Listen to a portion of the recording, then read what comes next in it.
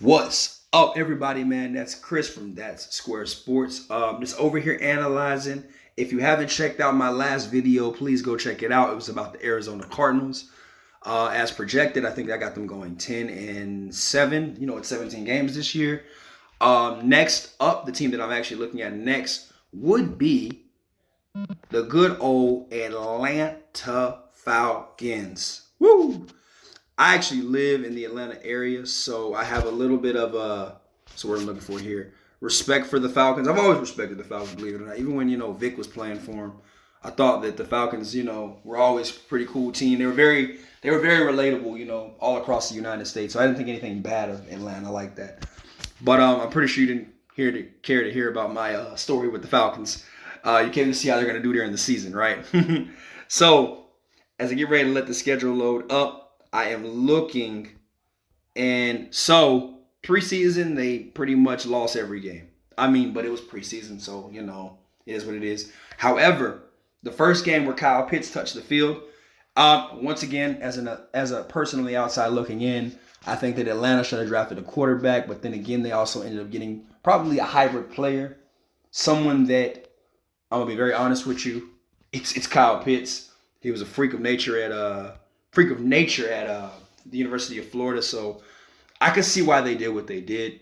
Maybe next year they'll end up getting a quarterback. And I'm going to tell you why that plays a huge part in this season. I've actually met Matt Ryan, cool guy. No, I'm not a cool person in real life. I was actually at my job. He just came and it all worked out.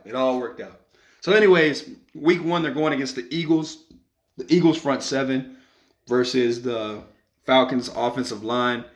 I do believe it's going to be high scoring, but I think the Eagles top this game. It's going to be ugly football in the first two quarters, but then it's just going to get crazy like it always does in every NFL game, right? So Falcons start off 0-1.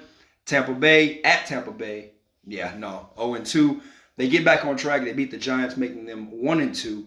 They also lose to the Washington football team. And this is where it all goes right for the Falcons. So they start the season off on week 4 going 1-3.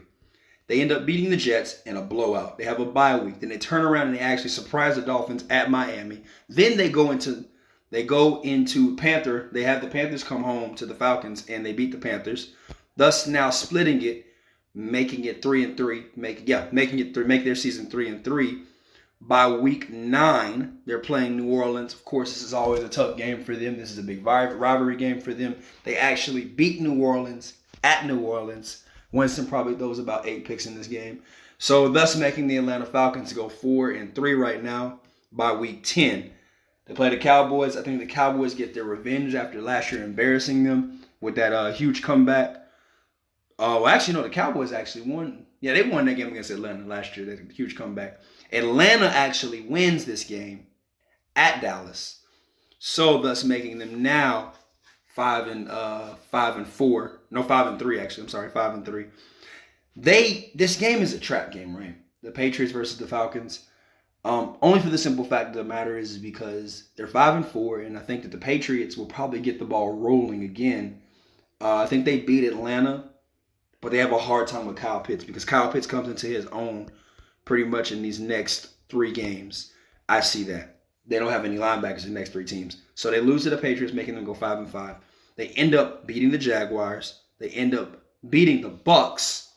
Now that makes them go 7-5. They end up beating the Panthers, which therefore sweeping the Panthers this season, making them go 8-5. The Niners they lose to. The Lions they beat. So thus now it's making them 9-6. Scary, right? But then here's where the dilemma falls, right? They're 9-6.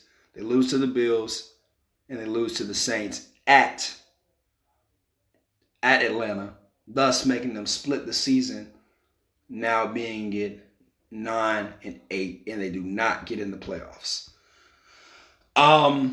Predictions for players. I see Kyle Pitts getting over about 500 or 600 yards passing. Calvin Ridley, 500 or 600 yards passing. Receiving. These both guys are receivers. Running game, absent in Atlanta. I don't think they have a good running game. Matt Ryan, he does really good. They try Felipe Franks in at the end of the season just for a little bit when they realize they're not going to make the playoffs. He's not going to be the answer, even though I like Felipe Franks, especially at Arkansas and in Florida. But Matt Ryan realizes that it's time for him to, either retire or bring somebody young in the game. The Falcons just have a lot of question marks. Their defense was just really, really bad last year in all types of ways. In short, I think this is going to be one of those seasons where Atlanta finds out that they really should have got a quarterback, and that's what they're going to go get next year in the draft. Finishing up the season at 9-8. That's how I see Atlanta doing it. If you got any questions or concerns, please let me know, man. Leave the comments and drop the likes.